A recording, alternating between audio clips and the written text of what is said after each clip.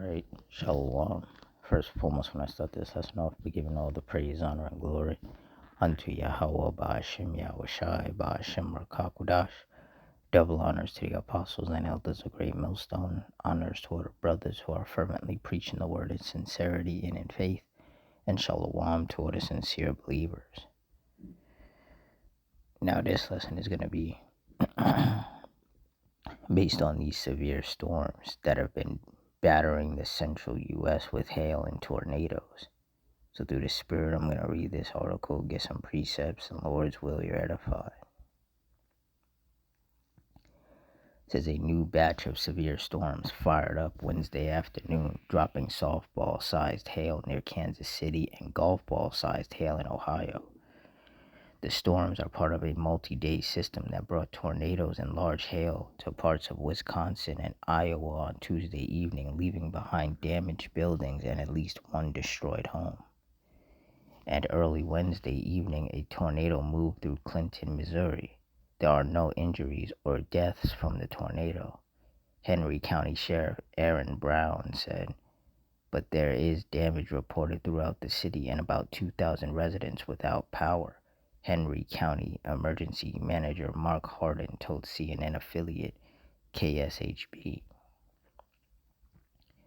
The severe weather began Monday and will continue through the end of the week from the southern plains to the upper Midwest and Great Lakes region. There have been dozens of reports of tornadoes from Oklahoma and Kansas to southern Minnesota, Wisconsin, and Michigan since Monday night.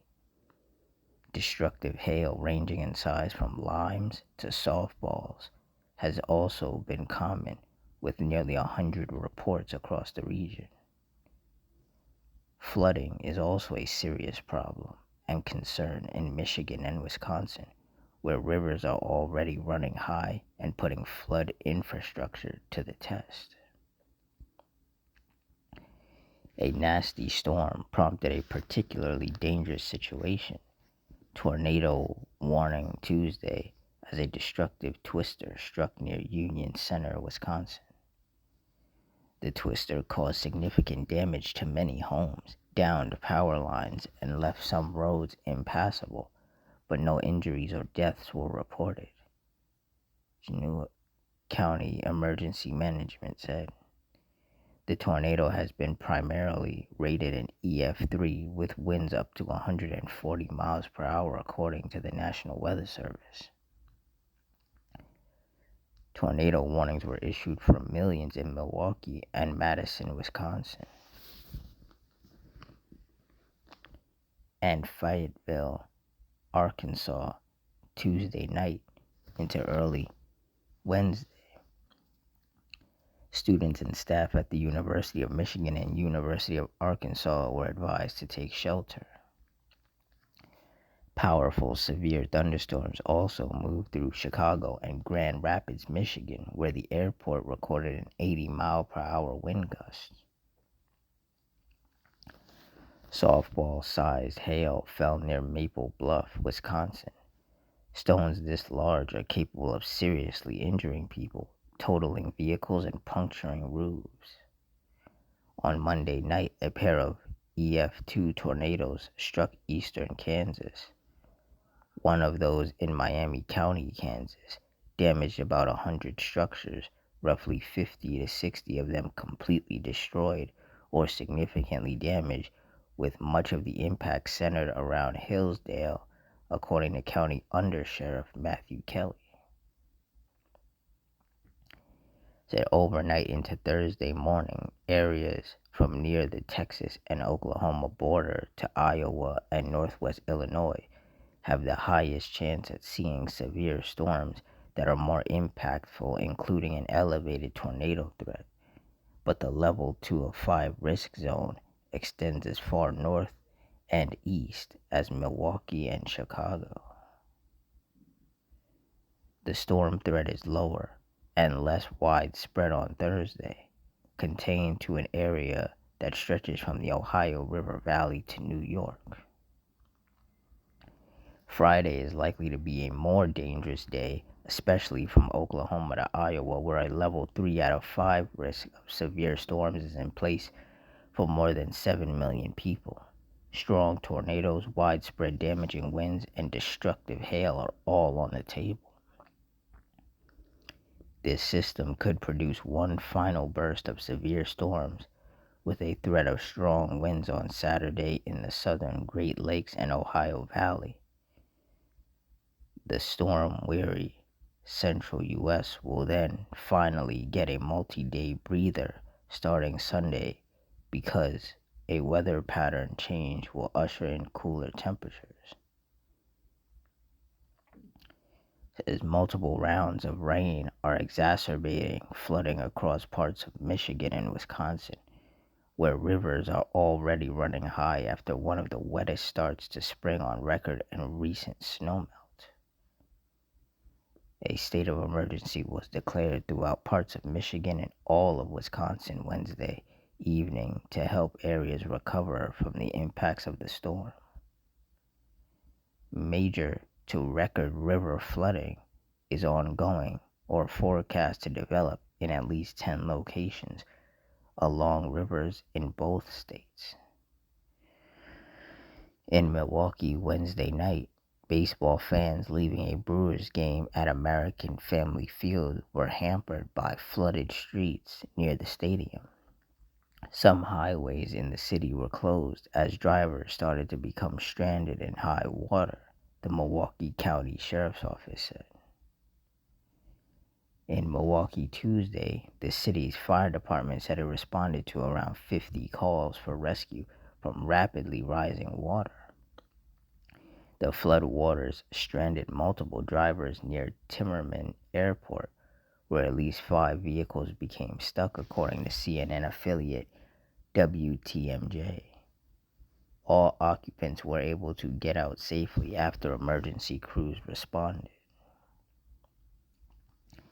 Significant street flooding also hit Chicago Tuesday after a torrential deluge over a couple of hours in the late evening. A flood watch is posted through late Wednesday night for storms that could trigger more flooding in the waterlogged Windy City. Residents in the village of Shiocton, Wisconsin, about 30 miles west of Green Bay, were told to evacuate by Wednesday afternoon due to flooding. Said the water is rising fast and only expected to get worse in the next couple of days, a village notice posted on social media warned. In a surprising sight, sturgeon were seen swimming in Shiocton's floodwaters, video from CNN affiliate WBay shows. In Michigan, Sheboygan County officials lifted an earlier evacuation order for residents in the Little Black River watershed Wednesday afternoon. The order was issued due to the breach of 2 earthen dams and affected hundreds of people. Michigan State Rep Cam Cavett told CNN. Some homes in the area have flooded, Cavett said, but he did not know how many.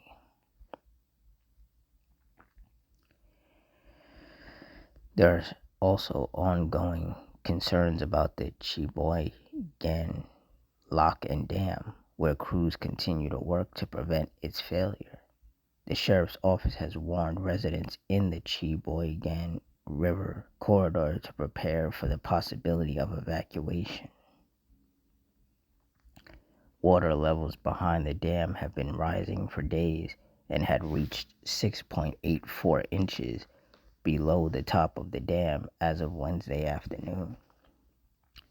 An evacuation order would be triggered if water reaches 1 inch below the top of the dam, a news release from the Michigan Department of Natural Resources states. In Antrim County, Michigan, officials have also advised all residents and businesses downstream of the Bel Air Dam to prepare for possible evacuation. Water levels had risen to within 12 inches of the top of the dam as of Tuesday afternoon, and an evacuation order would be triggered at an inch below the top. according to a county news release. Said the water levels are close to unchanged as of Wednesday afternoon. Antrim County Emergency Management said in an update on Facebook. A flood watch and flash flood watch are in effect for parts of west central Michigan due to concerns about the potential failure of the Hesperia Dam. Local officials have reported water is rising rapidly in the White River and may soon overtop the dam, according to the National Weather Service. The Muskegon River near Everett, Michigan, is forecast to hit major flood stage 14 feet by Thursday. Subdivisions along the river upstream from the town would see major flooding at that level, and it could trigger evacuations, according to the National Weather Service. Yeah, so the Lord is upping things with these storms and tempests. The tornadoes, the hail, the flooding.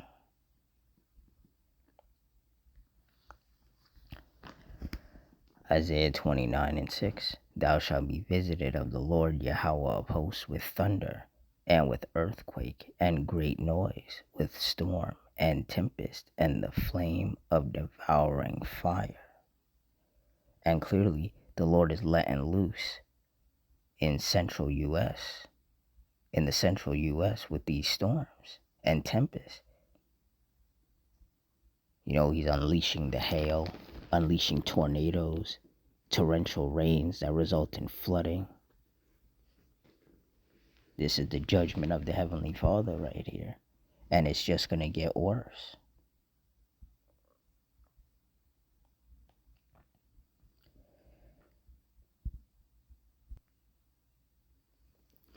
Isaiah 28:2. Behold, the Lord hath a mighty and strong one, which has a tempest of hail and a destroying storm, as a flood of mighty waters overflowing shall cast down to the earth with the hand. And obviously, that article was talking about a lot of hail that had been falling, and some tornadoes that caused a lot of damage to homes and buildings, and also flooding that has happened as a result of the torrential rains. And this is why brothers keep saying that there is no getting around the scriptures, because the things that are written in these scriptures are happening in our lifetime. We're watching it happen. So for all the people, the simple-minded, wicked people who want to be out here and say that the scriptures are make-believe and it's not real, clearly the Lord has not put the Spirit on them and opened their eyes to be able to read the scriptures and then link it up with current events.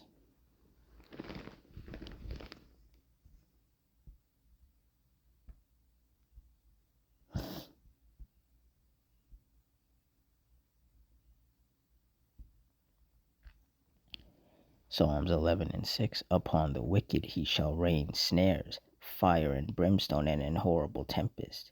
This shall be the portion of their cup. And when you look up the definition of tempest, it means a violent windy storm, such as hurricanes or tornadoes. And that article was talking about that there were like a lot of tornadoes that were spawning and causing a lot of destruction. Nobody got injured or killed, but, buildings got damaged, homes got damaged, there were downed power lines, a lot of destruction. And there's going to be more and more destruction as the Lord intensifies these storms and tempests.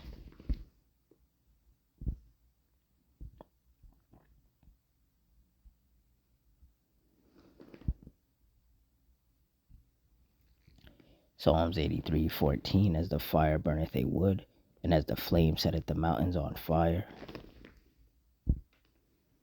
Verse 15. So persecute them with thy tempest, and make them afraid with thy storm. And clearly that's what the Lord is doing, sending out these storms and tempests to persecute these wicked people, cause destruction to their homes, cause a lot of flooding that could flood their homes, leave them stranded. It says, and make them afraid with thy storm. And people are afraid, as they should be. They should be afraid of the Lord and his judgments.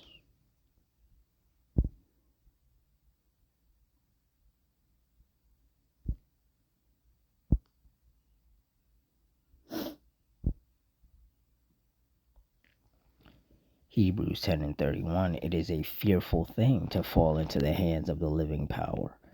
And the Lord is showing that through his judgments. The fires, the earthquakes, the storms and tempests, that it is a fearful thing to fall into his hands.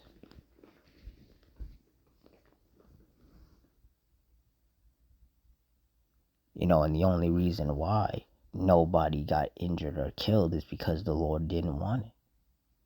But if the Lord decided that he wanted people to get injured or killed, that's exactly what would happen. See, a lot of people don't understand that the Lord is the one in control. All of this Mother Nature stuff. It's like, no, all the credit goes to the Heavenly Father, Yahweh. And through his judgments, the Lord is going to beat these people into submission and force them to acknowledge him. Because right now, a lot of people are refusing to acknowledge the Lord and give him credit for all the things that are happening in the world. But they will be forced to acknowledge him. All of this wickedness of giving the credit that belongs to the Lord to someone else, that's going to go out the window very soon. As the Lord continues to intensify his judgments and make it very clear who's bringing these judgments.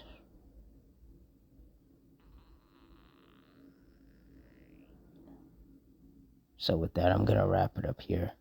In closing, I want to give all the praise, honor, and glory unto Yahweh, Bahashem, Yahushai, Bahashem, Rakakudash, the Wadiyah, Bahashem, Yahushai, for putting the spirit on me to do this lesson. Double honors to the apostles and elders of Great Millstone. Honors to all the brothers who are fervently preaching the word in sincerity and in faith, and shalom. To all the sincere Akwath and all the sincere believers, which includes the scattered Israelites who are amongst these other nations and look like these other nations. Hope you all stay strong, stay safe, stay fervent, stay circumspect, stay prayed up in Ottawa, Ratazah. Till next time, shalom.